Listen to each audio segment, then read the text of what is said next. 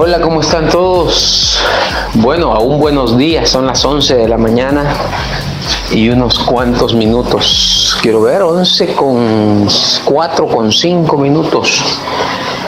Bueno, tocábamos un tema muy interesante en la madrugada con Luis, con Ariel, que pues si no los despertó es porque es en un grupo donde solamente ellos dos están y otra cantidad de personas religiosas que están ahí acompañándonos.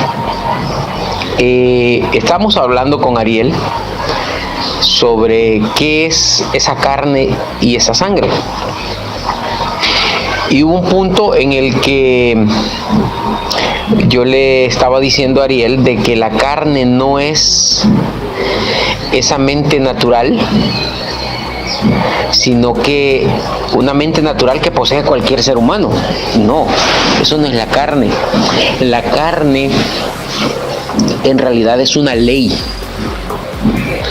Una ley es voy a tratar de decirlo con palabras que quizás no sean las más adecuadas, pero es como un poder que tiene una capacidad de realizar algo. Es una ley.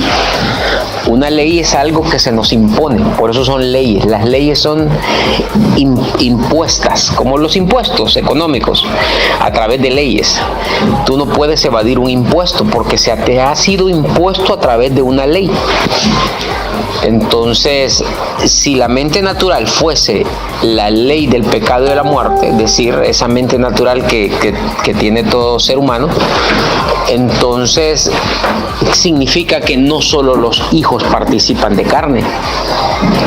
Porque si la carne es la mente natural filosófica, entonces significa que eso no solamente es exclusivo de los hijos, sino que todos participaron de carne. Pero dice la evidencia en Hebreos 2:14, así que por cuanto los hijos participaron. Fíjate bien, alguien me dijo un día, tratando de verlo el texto desde otro ángulo, me dice, no, lo que sucede es que los hijos, que son espíritus, participan de esa carne que usan los vasos de ira. Pero en realidad ahí es cuando aplica aquella evidencia de 1 Corintios 15:39 que dice, no toda carne es la misma carne.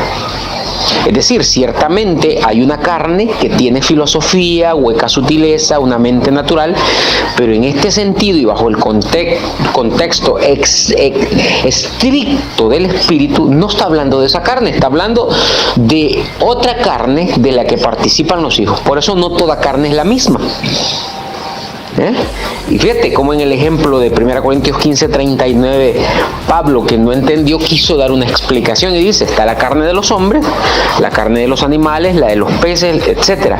Y luego en el verso 40 dice, y hay cuerpos terrenales y cuerpos celestiales. Ese cuerpo terrenal que no se constituye en una carne física es precisamente la carne de la que participan los hijos, pero es una carne que traía una función. Porque esa es la misma ley de Hebreos 8:10. Esa carne es esa ley, la ley del pecado y de la muerte. ¿Por qué es la ley del pecado y de la muerte de la que participamos nosotros? Porque el propósito era encerrarnos bajo pecado. Si no se nos encierra bajo pecado, como dice Gálatas 3:22, entonces lo que iba a suceder es que nosotros pereceríamos. Recuerda Romanos 2:12, dice el que sin la ley ha pecado. Es decir, el error siempre va a estar ahí con ley o sin ley. Con ley o sin ley, porque el error está precisamente en el fundamento. Pero dice que si tú vienes sin la ley, si tú no vienes bajo la ley, vas a perecer.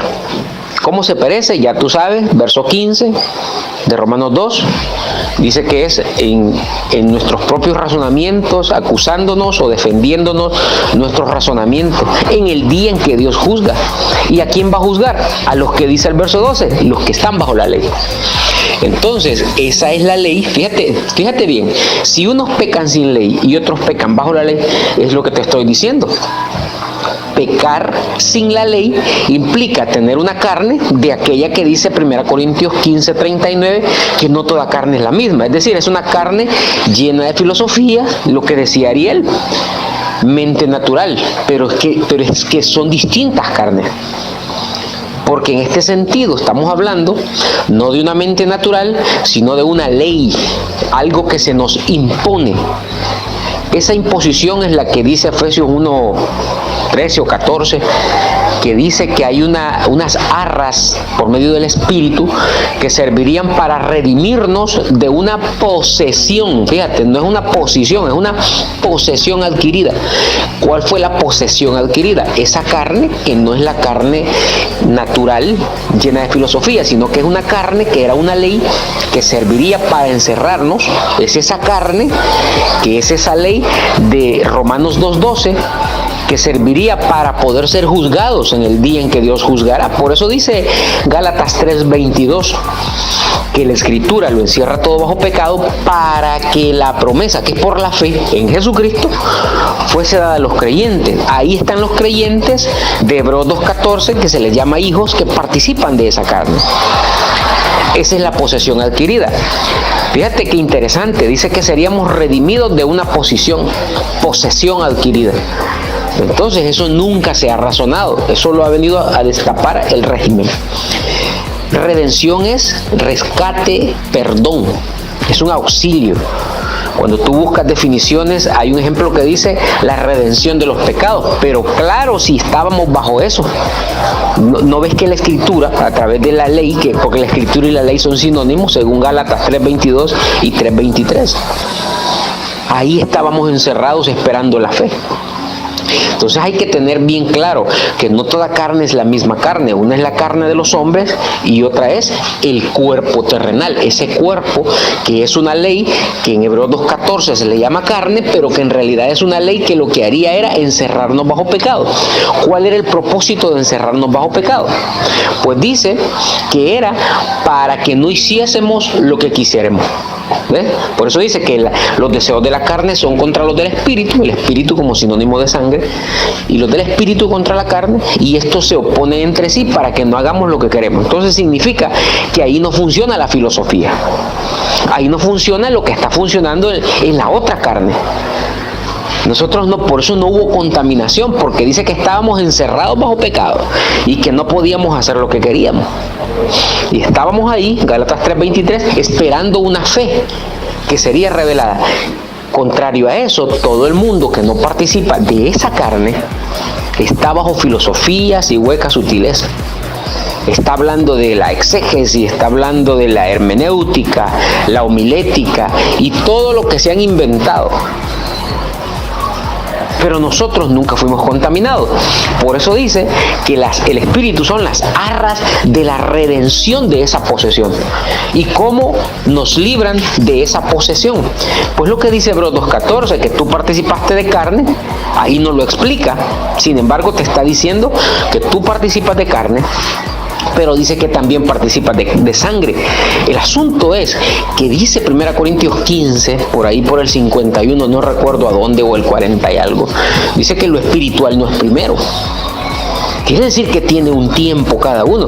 Dice que lo animal es lo primero, luego lo espiritual. Entonces tú participas de carne y de sangre, pero eso no es simultáneo, porque primero te encierran bajo la carne y luego la sangre viene a librarte. Esa es la garantía, las arras de tu herencia. Fíjate lo que dice Efesios 1:13 en adelante. Dice que cuando se presenta el Espíritu, que son las arras, dice que lo que hay es una redención de una posesión adquirida. Es decir, te va a redimir, a salvar de una posesión que se llama carne, que lo que sirve es, o para lo que sirve la carne es para encerrarte bajo pecado y que tú esperaras sin emitir una opinión. Por eso es que Gálatas 4:1 dice que mientras el heredero es niño porque está bajo la carne. Está encerrado bajo pecado, pero está bajo la ley, que es lo mismo.